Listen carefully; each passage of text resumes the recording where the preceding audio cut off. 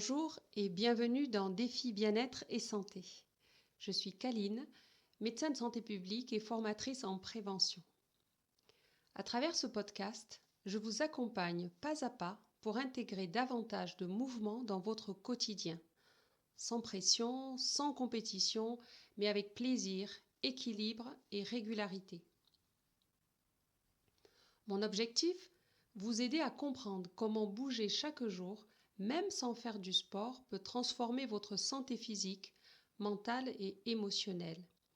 Ici, pas de performance, pas d'obligation, mais une démarche d'éducation à la santé centrée sur la prévention et le mieux-être durable.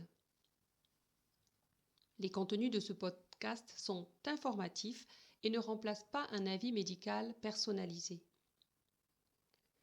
Aujourd'hui, je vous invite à réfléchir à une question simple.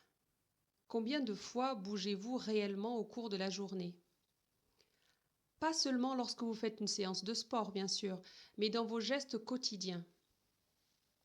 Vous levez, marchez pour aller chercher un café, faire vos courses, étendre le linge, jouer avec vos enfants. Tous ces petits mouvements du quotidien ont un impact bien plus important qu'on ne le pense. D'après l'OMS, la sédentarité prolongée, c'est-à-dire rester assis plus de 8 heures par jour, est associée à un risque accru de mortalité, de diabète de type 2 et de maladies cardiovasculaires. Mais la bonne nouvelle, c'est que chaque minute de mouvement compte. Les chercheurs parlent de NEAT, Non-Exercise Activity Thermogenesis, c'est-à-dire l'énergie que nous dépensons dans toutes nos activités non sportives.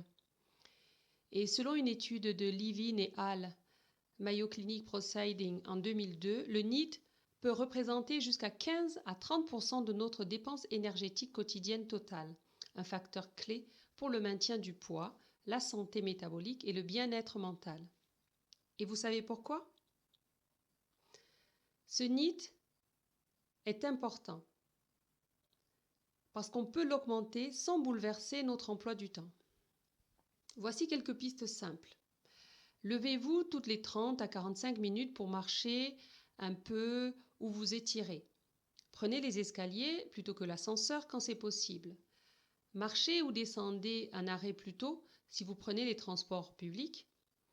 Profitez des appels téléphoniques pour bouger, debout, en marchant, en respirant profondément. Et si vous travaillez à la maison, alternez les postures. Passez de la position assise régulièrement à la position debout. Restez en mouvement. Ces gestes peuvent sembler insignifiants, mais accumulés, ils améliorent la circulation, réduisent les douleurs musculo-squelettiques et stimulent la concentration. Une étude publiée dans le British Journal of Sport Medicine par Eklund et al. En 2019 a même montré que remplacer seulement 30 minutes de sédentarité par du mouvement léger comme marcher, faire du ménage ou jardiner réduisait significativement le risque de mortalité, toutes causes confondues.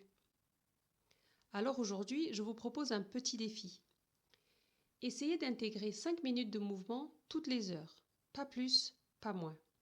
Le but n'est pas de transpirer, ni de vous épuiser, mais de réactiver votre corps régulièrement. À la fin de la journée, observez comment vous vous sentez. Est-ce que vous avez plus d'énergie ? Est-ce que vous ressentez moins de raideur ? Est-ce que votre sommeil aura été plus apaisé ? Ces sensations sont des indicateurs précieux et votre corps vous remercie déjà. Je vous remercie d'avoir écouté cet épisode de Défi Bien-être et Santé. J'espère qu'il vous a inspiré à bouger un peu plus, mais surtout à bouger autrement, avec conscience, plaisir et douceur.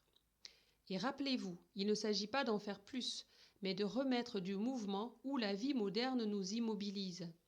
Chaque pas, chaque étirement, chaque respiration compte. C'est la régularité, pas la performance, qui construit votre santé. Si cet épisode vous a plu, pensez à le partager ou à vous abonner pour ne rien manquer des prochains défis bien-être. Et surtout, prenez soin de vous avec bienveillance, curiosité et régularité. À très bientôt pour un nouveau rendez-vous de défis bien-être et santé.